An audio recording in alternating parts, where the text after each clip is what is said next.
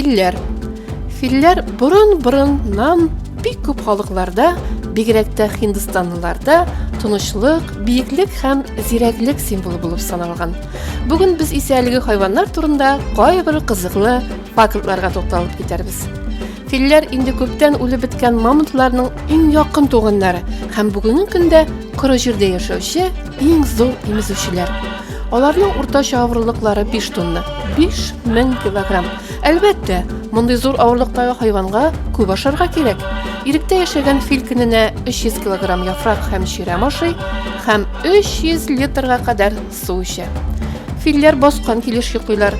4 сәгать чирем итеп алганнан соң, калган вакытны үзләренә азык эзләүгә сарыф итәләр. Филнең баш мие 5 килограмм, ә йөрәге 20-30 килограмм авырлыкта. Зур улы филнең хортумы, русча хобот, 130-140 килограмм. Хортумдагы 40 000 ис сизү рецепторы бар. Әлеге хайванның тән калынлыгы 3-4 сантиметрга, ә колагының киңлеге 4 метрга җитәргә мөмкин. Ана филнең еклелеге 22 айга сузыла. Яңа туган фил баласы бер дә җиңел түгел, 100 килограмм. Ул тәүлегенә 11 литр сөт имә. Филләр коры җир өстендә яшәүче калган имезүчеләрдән аермалы буларак сикерә белмиләр. Киң таралган мифка карамастан, филләр тышканнардан курыкмыйлар. Ә менә бал кортлары йөре белән очрашмаска тырышалар. Филләр хортумнары чыгарган тавыш ярдәмендә генә түгел, ә махсус тибрәнешләр ярдәмендә дә аралашалар. Моның өчен фил аягын күтәрә һәм каты итеп җиргә баса. Мондый аралашу хәтта 30 километрлы араларда бәйләнешкә торырга ярдәм итә. Филләр бик яхшы йөзәләр.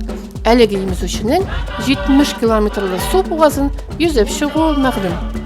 Филләр көтүләргә берләшеп яши. Шунысы кызык, көтүләргә ана филләр генә берләшә, ә менә ата филләр үзләре генә яшәүне хуп күрә. Бу хайваннар якынча 60-70 ел яши. 86 яшькә җиткән Линван исемле озын гомерле фил дә билгеле. Филләрнең тешләре гомер буена 6-7 тапкыр алышына. Соңгы тешләре кыелып беткәч, ялгыз фил ачлыктан үлә. Ә көтүдәге карт филне яшьрәк филләр тәрбияләп, ашатып тора. Филләрнең озын казык тешләре, русча бивни бар. Кешеләрдәге кебек үк, башта озын сөт тешләре чыга, аннары алар азык тешләргә алмашыналар. Филләр уңагай һәм сулагай да була икән әле. Буларның кайсы озын тешне күбрәк куллануына карап билгеләнә. Уңагай филләр күбрәк. Филләр музыкаль хайваннар. Алар 3 нотадан торган киләрне аера беләләр. Көтүдәге бер фил үлеп китсә, башка филләр аның янына җыелалар һәм берничә көн буе ташлап китмиләр. Ә инде чыннан да үлгәненә ышангач, яфрак үләннәр белән күмеп куялар. Филләрнең хәтере искиткеч яхшы. Алар үзләренә булышкан, яисә киресенчә, начарлык эшләгән кешеләрне онытмыйлар. Хуҗасы аны рәнҗетсә, фил берничә елдан соң да аннан үч алырга мөмкин.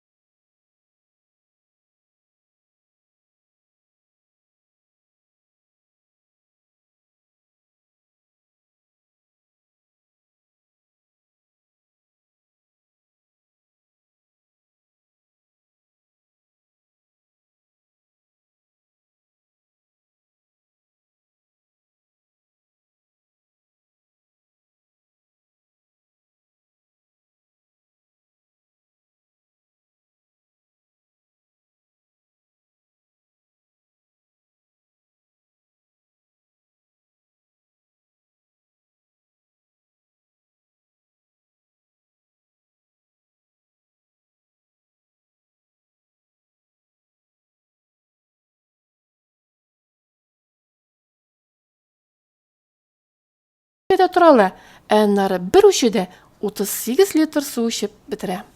Жирафлар гадәттә айрым-айрым, яисә кечкенә генә көтүлекләргә берләшеп яшиләр. Еш кына куркынычсызлык өчен антилопалар һәм зебралар янына килеп урнашалар. Ана жирафның йөклелек чоры 14-15 айга сузыла. Туганда жираф баласына 2 метр биеклектән егылып төшәргә туры килә. Яңа туган жираф 50-100 килограмм авырлыкта һәм метр ярым озынлыкта була. Нәни жирафлар яшь ярымга кадәр әниләре карамагында үсә. Аннары әкренләп мөстәкыйль тормышка ияләшә. Жираф ирекле тормышта 25 ел, кешеләр карамагында 35 ел яши.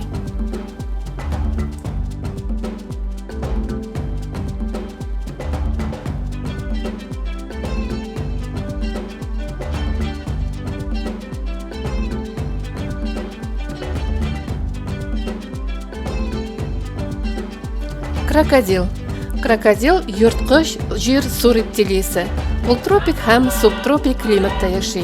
Европа һәм Антарктидадан кала барлык континентларда очрый. Крокодилның күп вакыты суда үтә. Ул сулыклардагы вак балыклар белән дә, су эчәргә килүче эре имезүчеләр белән дә туклана.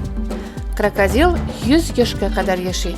Ана крокодил 10ннан алып 100гә кадәр күкәй сала. Ул күкәйләрне комга яшерә. Үзе комга яшергән күкәйләрне башка йырткычлардан саклап тора. Нәни крокодиллар барысы да бер вакытта күкәйдән чыга.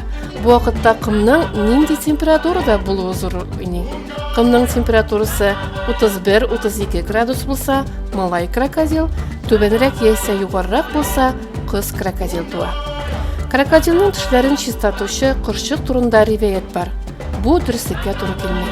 Крокодил судан чыккач чыннан да авызын ачып куя.